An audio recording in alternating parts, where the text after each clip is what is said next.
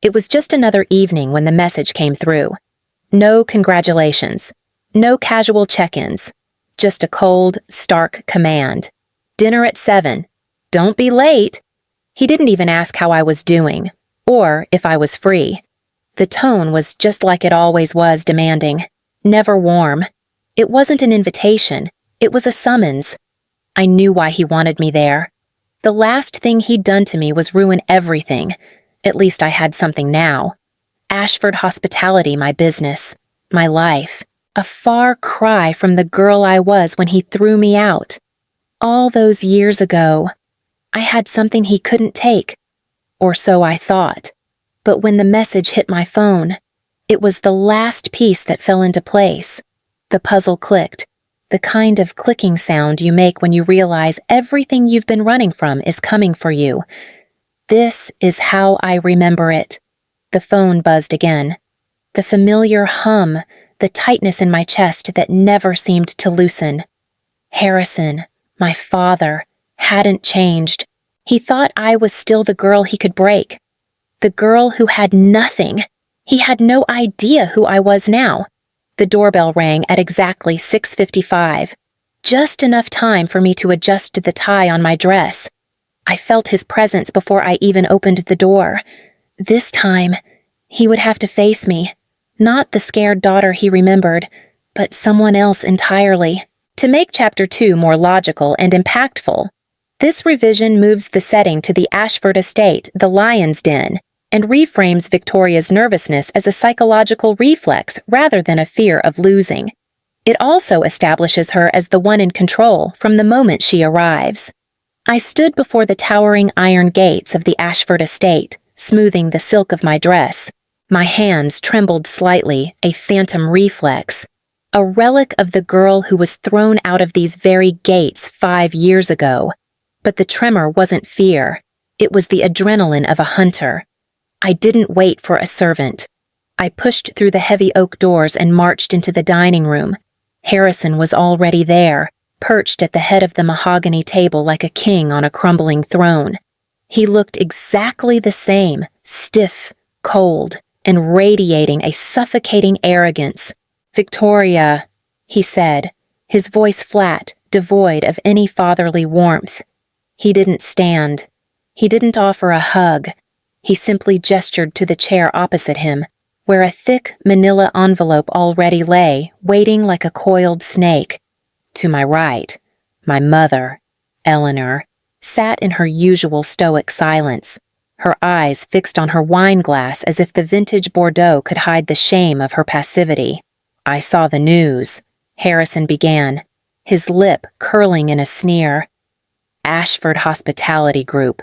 A $380 million valuation beginner's luck is a dangerous drug. Victoria, it makes little girls think they are titans." I sat down slowly, leaning back with a composure that clearly unsettled him. I didn't look at the envelope. I looked at the man who thought he still owned me.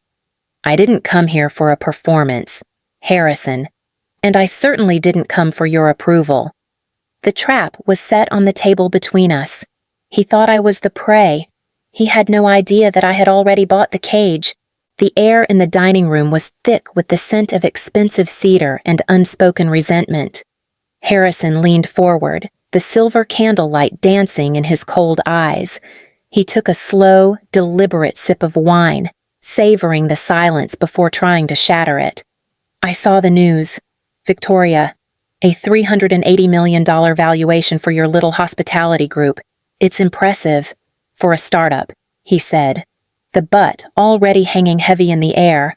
"But we both know that San Francisco is a graveyard for empires built on sand. You lack the legacy to sustain it." I leaned back, my posture a mirror of his own corporate coldness. I didn't flinch. I didn't defend my work. I didn't come here to talk about my success. "Harrison, you summoned me for a reason, and it wasn't to offer business advice you're no longer qualified to give." His jaw tightened, a microscopic crack in his facade. He had expected me to crave his validation, to beg for a seat at the Ashford table. Instead, I sat there knowing his own seat was being sold out from under him. I called you here. He lowered his voice. Because I am offering you a lifeline, a way to merge your luck with my legacy before you burn out. I glanced at the empty chair beside him, the one Sebastian should have occupied if this family had a shred of honor. You didn't call me for a lifeline. Dad, you called me because you're drowning. The clink of his glass against the mahogany table was the only sound in the room. The reckoning had begun. The dinner felt like a waiting room. Nothing about it was comforting. The white tablecloths, the polished silverware, it all seemed like a facade. Just another night of pretending. My stomach tightened as Harrison spoke again, his voice sharp like a blade, cutting into the quiet. So, tell me, he said, swirling his wine. How's life at the top must be exhausting, managing everything on your own. I didn't even flinch. I managed just fine, I said, looking him squarely in the eye. And it's no different from the way you ran things. His lips tightened. That's rich, coming from someone who's barely been in the room for 5 years. The words stung, but I didn't let him see that. Instead, I smiled. A tight, controlled smile. Funny. I didn't need your approval to make something of myself. Harrison leaned back in his chair, his fingers tapping the stem of his glass. His gaze flicked toward my mother, who still hadn't said a word. The silence between them was thick, suffocating, like it always had been. I thought, he continued, you'd come back. You always did. In the end. I shook my head. Not this time. He let out a bitter laugh, a sound that didn't even resemble humor. You think you've won, don't you? I didn't answer, just watched him. The truth was, I didn't care what he thought. This wasn't about winning. This was about taking back what was mine, and he still had no idea what was coming. The air in the room didn't just feel cold, it felt thin, as if the oxygen was being sucked out of Harrison's lungs. He was staring at me, his eyes searching for a crack, a tremor, a sign of the daughter he used to bully. He found nothing. I leaned forward, the mahogany table feeling like a battlefield between us. You're mistaken. Harrison, I said, my voice dropping to a calm. Clinical register. You think this dinner is about my redemption. You think I'm here to offer you my $380 million company as a bailout for your pride. But I'm not here to negotiate a merger. I'm here to announce an acquisition. He blinked, his brow furrowing in genuine confusion. What on earth are you talking about? I've known about your financial rot for weeks. I continued, not giving him a second to recover. The $45 million in toxic bridge loans you owe to Seaberis Capital. The debt you personally guaranteed against your controlling interest in Ashford Financial. His face twitched a microscopic lapse in his mask, but enough to reveal the raw panic beneath. You've been spying on me. I've been doing due diligence, I corrected. I reached under my chair and pulled out the heavy leather binder, slamming it onto the table with a sound that echoed like a gunshot. I didn't just follow the money. Harrison, I moved it. Through a private trust, I purchased your entire debt note from Seaberis last week. He reached for his wine, his fingers fumbling. That's impossible. You don't have that kind of liquidity. I do when I have the backing of investors who are tired of your stagnation. I countered. Look at the clock. Harrison, it's 7:15, at exactly 6 p.m. Your grace period expired. You missed the payment to my company. By the time we sat down for the first course, the default clause was triggered. I stood up, looking down at the man who had once seemed like a giant. The shares you used as collateral have been seized. I am now the majority stakeholder. You're no longer the king of Ashford Financial. Harrison, you're just a guest in my house. He swallowed hard, the silence of the room finally crushing him. You're playing with fire. Victoria. No, I said, my voice like tempered steel. I'm just the one holding the match.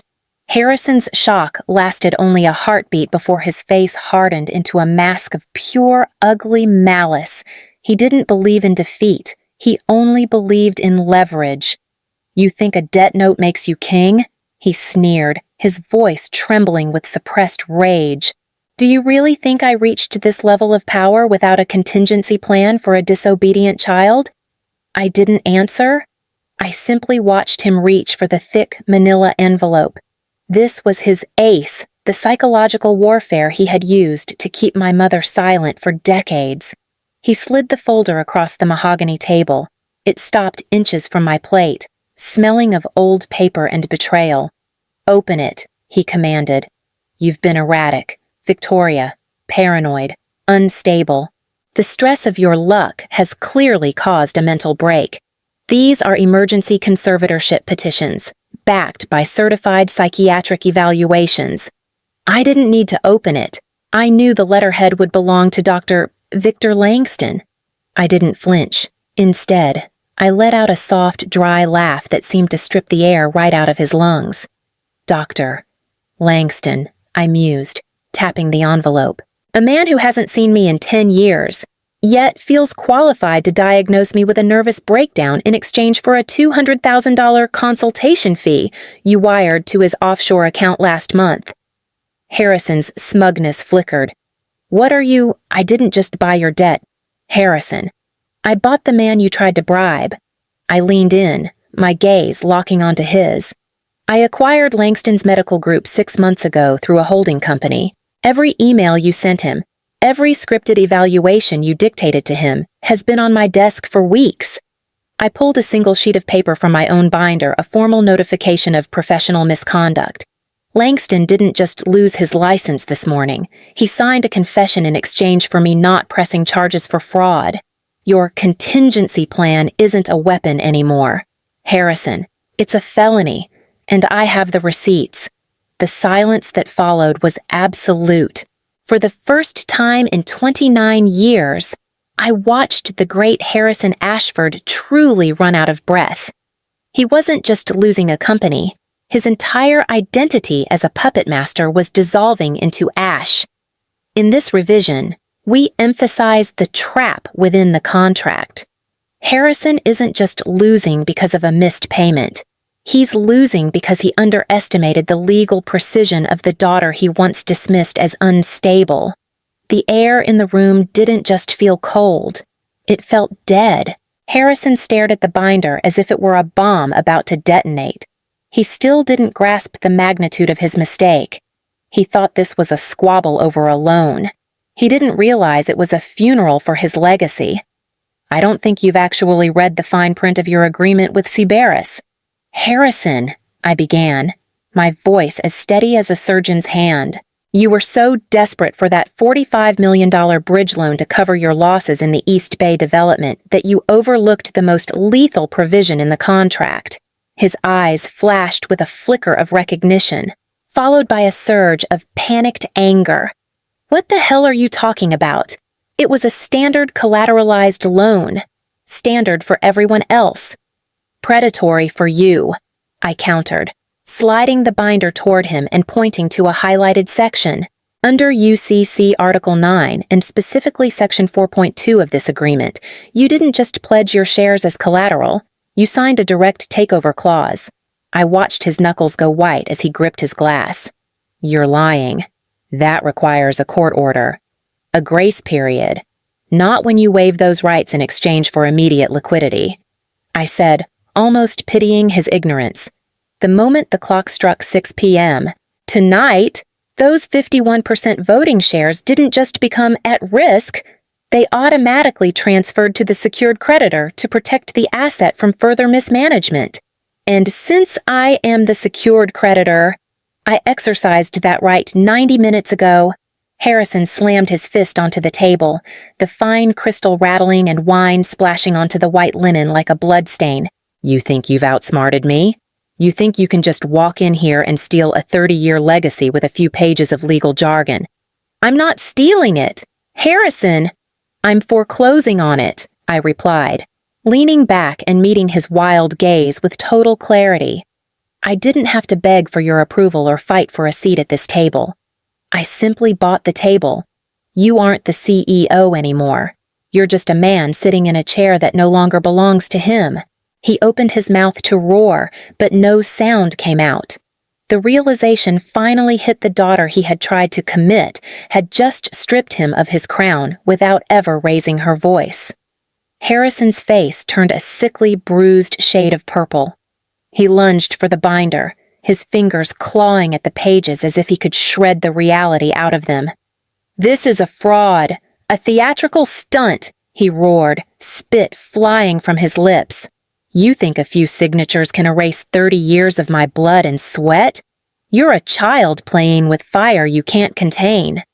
I remained motionless, watching him with the cold detachment of a spectator. "The fire is already out, Harrison," I said, my voice cutting through his hysteria. "You're just screaming at the ashes. I'll tie you up in court for a decade," he spat, his eyes bulging. "I'll spend every cent of the Ashford name to make sure you never see the inside of a boardroom again." "With what money?" I countered softly. "The accounts are frozen. The credit lines are severed. You aren't just losing the company, you're losing the floor beneath your feet." Suddenly, the heavy silence behind him broke. Damien, who had sat like a statue throughout the entire execution, stood up slowly. Harrison spun around, his eyes wild with a desperate hope. "Damien, call security. Call my lead counsel. Tell them this girl has had a breakdown." Damien didn't move toward the door. Instead, he reached into his jacket, pulled out his phone, and slid it across the mahogany table toward me. Harrison reached to intercept it, but Damien's hand shot out, firm and immovable, pinning his father's wrist to the table. "Enough, Dad," Damien said, his first words of the night echoing like a gavel. I picked up the phone. On the screen was a live confirmation of an emergency board of directors vote. The vote just closed. "Harrison," I said, showing him the screen. "6 of the 7 board members just ratified the change in control. Damien provided the tie-breaking vote 10 minutes ago while you were busy insulting my husband." Harrison let out a strangled, broken sound. He looked at his son, then at me, as the last pillar of his world collapsed. He wasn't just cornered, he was obsolete. I sat there, watching Harrison, his face now a pale, exhausted version of the man who used to dominate every room he walked into. He was slumped in his chair, staring at the papers on the table like they were foreign objects he couldn't understand anymore. I wasn't sure what I expected, maybe for him to finally apologize, for him to admit defeat. But instead, there was just this hollow silence. Damien, still standing, hadn't moved. He wasn't saying anything either, but I could feel the shift in him. This wasn't just about business anymore. It was about something deeper, something between him and me, maybe for the first time. I wasn't the only one watching the fall. He was, too. I didn't speak. I didn't have to. Everything had been said. I stood up slowly, smoothing my dress as I did. The weight of the situation felt lighter somehow, even though it had only just started. I wasn't walking away from a victory. I was walking away from a version of myself I didn't need anymore. Harrison's voice cracked when he finally spoke, but it wasn't anger anymore. "You don't understand," he muttered, though it didn't sound like he believed it. "You've destroyed everything." I stopped in front of the door, my hand on the handle, but I didn't turn around. "No, Harrison," I said quietly. "I'm just taking what's mine." I walked out without looking back. When I walked into my apartment, the first thing I noticed was how quiet it was. No meetings, no calls, no chaos. Just quiet. I didn't realize how much I'd missed that. Sebastian was there, the kitchen light glowing softly around him. He looked up when I walked in, a smile spreading across his face, like nothing had changed. I leaned against the doorframe for a moment, watching him. "I didn't burn the place down," I said, smiling softly. He chuckled, stirring something in the pan. "You're home early." "Yeah," I said, walking over to the counter. A lot's been taken care of. I looked at him, the man who'd been there through all of it. The one who never asked me to be anything but myself. And for the first time in a long while, I felt like I could breathe. We didn't need words for the rest of the night. We ate dinner. We talked about the new hotel design, about the future, the kind of future we could actually build without anyone holding us back. And in that moment, I realized something simple. I wasn't just surviving anymore. I was living. For the first time. I was living for myself. What followed was her voice.